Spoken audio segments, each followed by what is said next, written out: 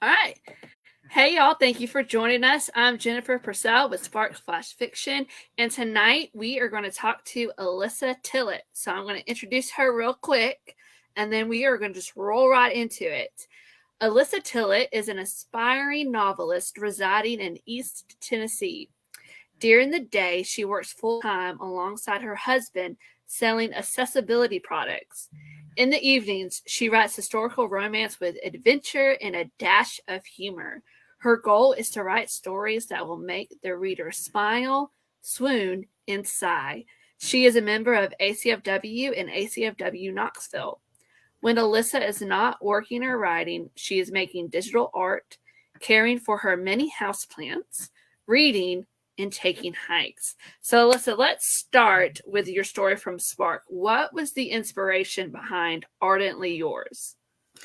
Okay, so the inspiration actually came from a song. One day, I was texting my sister-in-law, and we kind of talk about story ideas constantly and inspiration for art pieces, things like that. And we were coming up with different scenes for different classical pieces. And she sent me a song, Claire de Lune, and I was listening to it, and we were coming up with like what type of scene this would be. And the idea was started to kind of form from there as far as a kind of like someone who's in love with someone, but they get this letter and, they have to run to find him. And that kind of just blossomed from there. And I was like, oh, I really want to just write this scene. And so I listened to the song probably 50 times at least, just writing while I was writing. I was like, oh, that's all I could imagine while I was listening to the song was just the scene in it. And that's how the story blossomed from there. I love that. Okay, so this story is set in like the 1880s in England, and if I'm right, that's still Victorian England, correct? Yes, yes, yes. Okay. Yeah. So yeah, back then was like a lot of letter writing, and I kind of want to incorporate it. That was the main part, and so. But yes, it was Victorian London. Cool. So is that your favorite era? Because I know a lot of historical romance authors, they have an era that they just love. Is that your favorite, or is there another one that you love more? I mean, so the time period I love kind of is included in Victorian era, but it's more specific. I love Gilded Age. Ooh. Yes, I love the Gilded Age and everything about it. I like just reading about it, learning more. And that's, if I could go back in time, that would be the time period I would go in. Now I'm curious, would you be one of the women wearing like those really big bustles that they used to have back then? You know, Um, I don't know if I would do the large ones. I feel like that would just be an invitation to disaster. I'm not the most coordinated person. So I feel like adding more to my wardrobe would not be the best. I'm with you there. I think what ruined me is I was reading a Genturino book where, and I wish I could remember the name of the book, but the girl was a companion to this very eccentric woman, and she decided to make a bustle out of a bird cage, and then the bustle ended up getting stuck in a Yes. settee on a yacht, and she couldn't go anywhere. And I was like, that would be me. I am way too clumsy for like extra articles of clothing, just like a t-shirt and a pair of pants, and I'm good. That's exactly, yeah, I think that was out of the ordinary. But yeah, Yes, that's what it was. yes. So I imagine, like, if I had gone in back in time, I imagine myself in that exact scenario. So I'm like, maybe not the large bustles. Oh man. Well, speaking of romance and romance books, I would think that you Ardently Yours kind of fell into like the friends to more kind of thing because they were friends for a while and they kind of liked each other and they finally made a move. So I'm curious about your favorite romance trope. Is it friends to more or do you like another one better?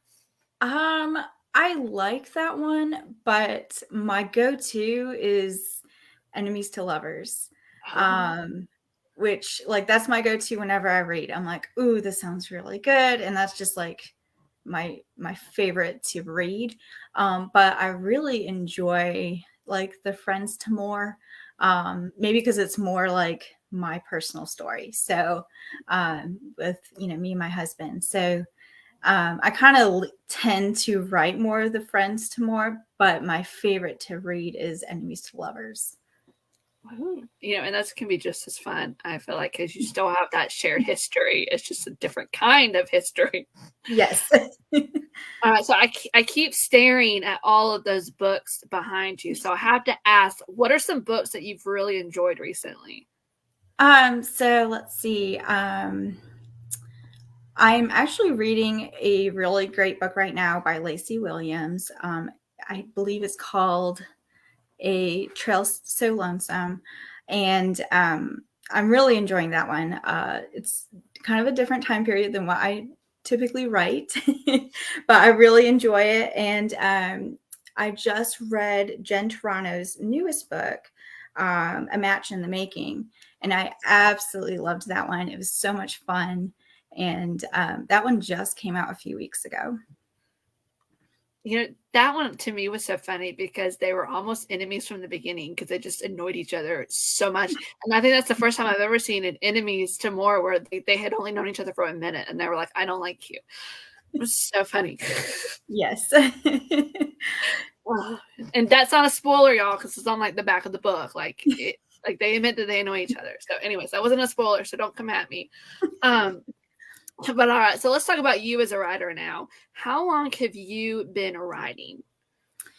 Well, I know this is kind of like every author's like, oh, my entire life. I remember specifically third grade. I would write stories and I would write them. My teacher would be like, write a 1-page story. And I would write so small to fit my entire story in the lines that I would have 3 lines into one. And she finally came to me and said, I can't read this. Can you please just, she's like, you can write more than 1 page. She's like, you have to, the minimum's 1 page. So I would have these stories that were just pages long. And I think I still have them somewhere. And I was really into poetry. I loved poetry, like was completely obsessed with writing poetry, which for a third grader is a little unusual. And then in high school, I was writing just some fun stories.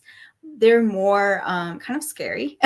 And I'd write them for some reason when I was home alone. And then I get creeped out by myself. So, but then I kind of went on when I got into my 20s and college and things like that, I kind of just stopped writing. I was like, oh, it was just kind of a passing fancy. and then I think it was just in my mid 20s. At the time I did not have a job. And I was in this like a town. I didn't really know that many people. And I like just read tons of books, and I kind of got to the point where I read everything in the library. And I was like, well, what am I going to do? And I had all these ideas. And I was like, I'll just write a story to entertain myself. And then I wrote a story for my sister when she was younger. And it kind of just blossomed from there. I was like, oh, I really, really love this. And then, yeah, from there, it was just like, oh, I'm going to write a book. And then I had tons of ideas. I filled a notebook just full of ideas I've had.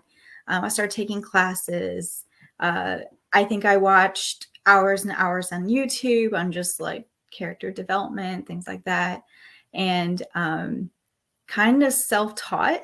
But I had read so many books like since I was young that it just kind of came naturally, like, oh, I kind of know how a story should progress. And I did end up taking a few college courses just to kind of get some idea of, make sure I'm doing this right. Because grammar was not my strong point. I struggled with spelling my entire life. But yeah, so it kind of just, evolved over the years, like from a young kid and my love of poetry and then reading. And then kind of took a short break after college. I was like, oh, I'm going to be this great artist and make beautiful paintings. And I could not paint at the time. So that was, yeah. I probably, if I go back, I'd probably just stick with the writing. But, kind of the Lord just kind of took me on a different journey, and I discovered that my love for writing, and so here I am now. Cool. So, what does your writing process look like then? Like, are you one of those outliners and you sit down and you plan everything out, or do you just sit down at a computer and just write, or are you kind of like in the middle? I'm kind of in the middle. I would love to have it completely planned out, Mm-hmm. but I feel like it constrains me too much. Most of my books that I've written, they are completely just from the seat of my pants. Like, I just come up with it, the characters take over, and suddenly there's a plot. Normally I have kind of an idea of what, like, a certain scene, I'm like, okay, this is what I want to happen. How do I get there? I did read a book called writing for, I think, from the middle. It talks about like writing your novel from the middle point and then writing to there. And honestly, I loved it so much. I was like, oh, this makes it so much easier to plan out and to get to that point, and I can, make my middle point, like, as far as my scenes go. But yeah, I'm a little bit in between. I have an idea of where I want to go.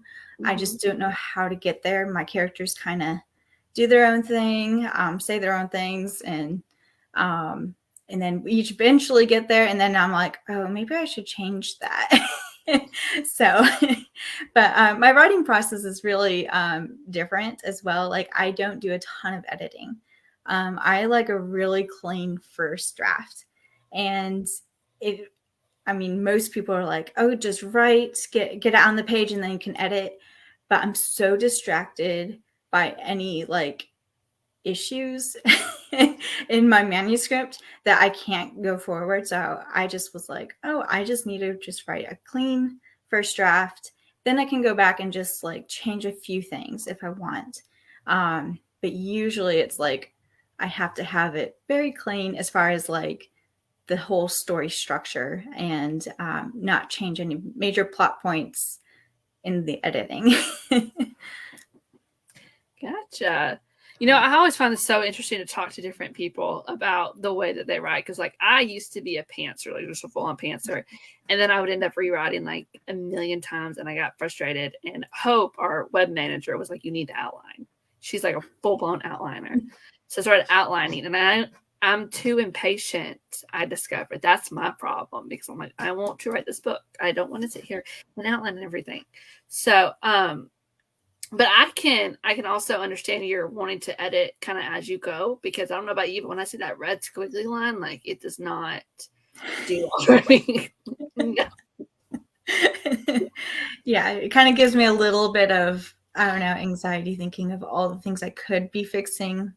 Um, I just need to turn that off until I'm finished my manuscript, so I don't see any errors, and then go back and fix it. Exactly. With my luck, though, I'd forget to turn it back on.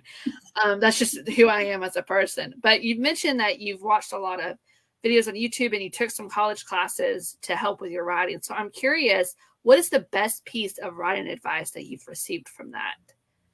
Um, I think the biggest like benefit for me, I joined ACFW, and they put on some conferences, and they just had a mini conference recently where I think I had pages and pages of just notes. But I think the best advice I've ever gotten actually came from Twitter. It was a guy who actually wrote the manuscript for, or like the screenplay for, Doctor Strange. And he told me to, he like replied to my comment on his thing. And he's just said, what you need to do is just start writing, even if you think it's garbage, like just sit down and write. Don't think about it. And I know a lot of people are like, oh, just shovel that sand into there and then you build your castles.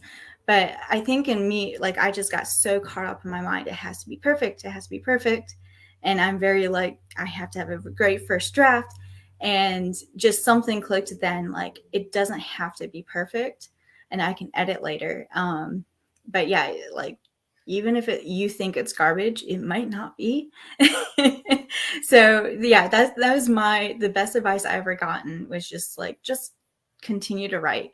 And even if you think it's garbage, just write it no matter what. Like, don't try to fix it. Don't try to, overthink it. I love that piece of advice. And the fact that it came from the screenwriter for a Marvel movie. Like, I love Marvel movies, but when you actually sit there and think about them from a realistic standpoint, you're like, what just happened here?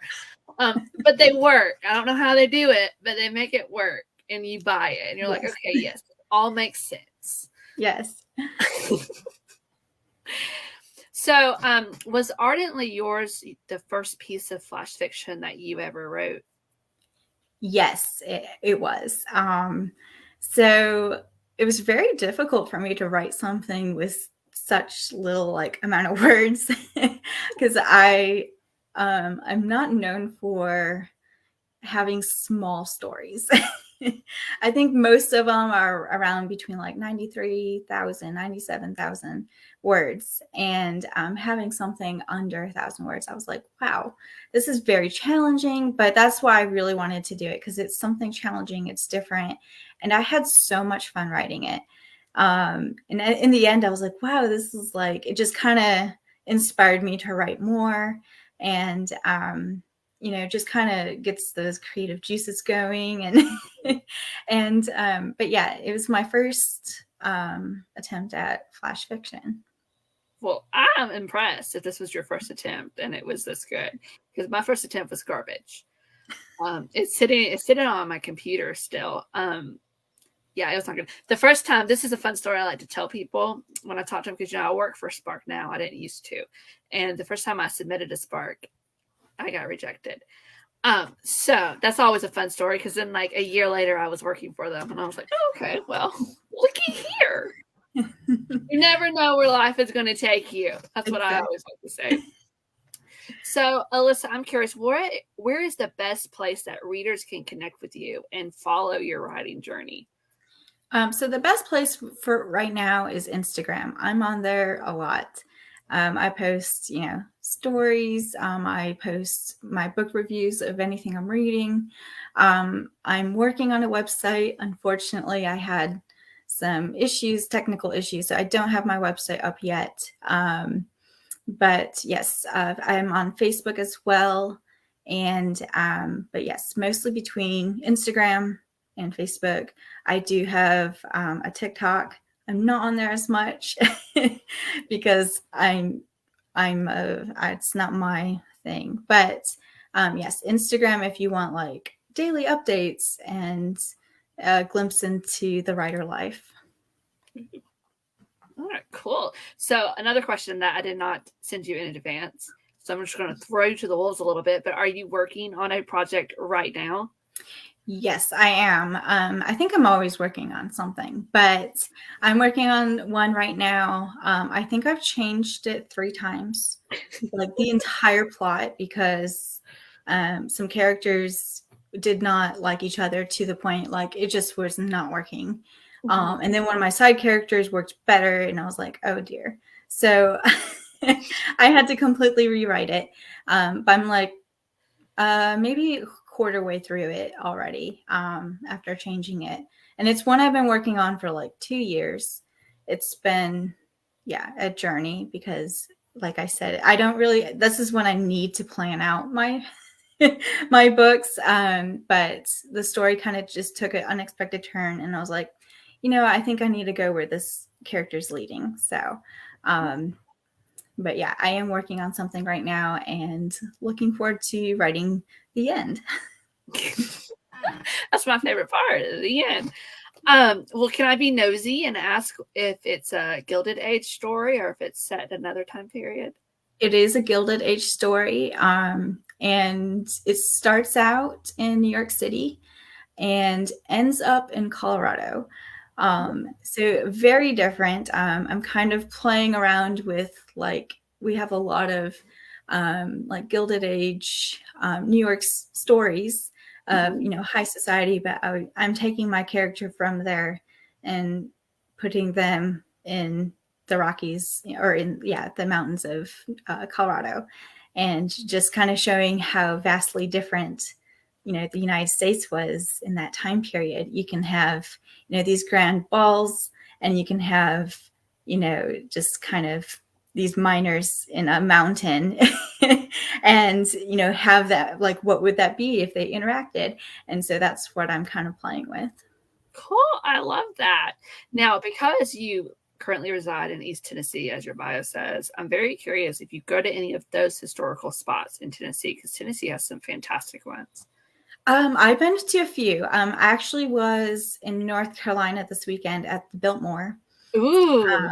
So I go there a lot, and it just is very inspiring. It was, built in, like, I think 1895, 1897, kind of in that time period, and everything is just, elegant, and it feels like you're stepping into a novel in the Gilded Age. But yes, I do love history, and a lot of my close friends love history as well. And so when we get together, we're like, ooh, let's go to this historical site, or we just sit there and talk about historical facts, which is great. But yeah, Tennessee has so much history, and especially, in this area where I'm at, a lot of it is Civil War history, which I still love.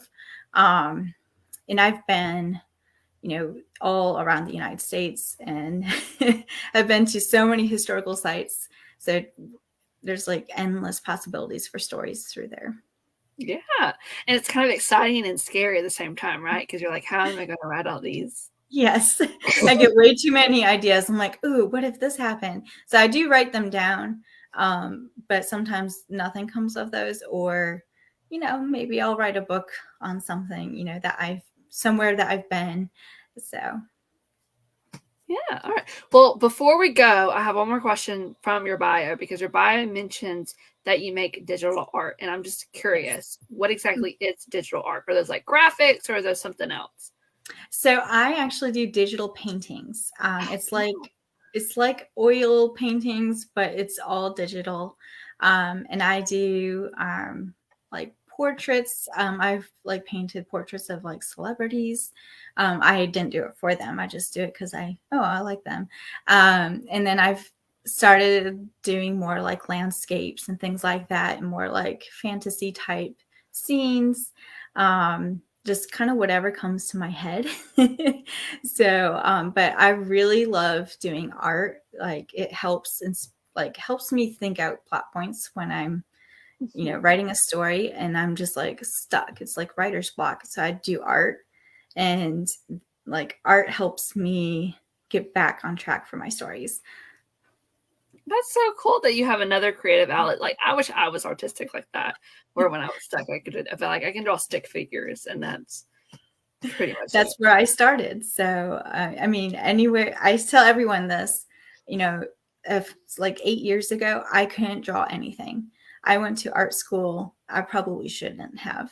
But it's just like one day it just clicked. I was drawing stick figures in my 20s.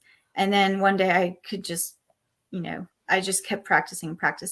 It's kind of like writing. You just have to keep writing, until you get to the point that, I don't think we'll ever like always be to that top point, but practice does make perfect. And, in my art and in writing, it can be applied pretty much to anything. Yeah, that is some good advice. I think that is the best piece that y'all can take away from this, besides the fact that you should always be writing. But anyways, thank you, Alyssa, for joining me tonight. And thank you, everyone, for watching. If you have not read Alyssa's story yet, I put the link in the comments so you can go over there and read it. From that page, you can access her social media links. She has them in her bio, and you can go follow her on Instagram to keep up with everything that's going on. And don't get just to read romance. I mean, she's got plenty of suggestions for you right behind her. Like, I can recognize some of those spines, and that probably means I have a problem, but that's okay. It's a good problem. Good problem to have. Yes. So, anyways, good night, everyone, and thank you again for joining us.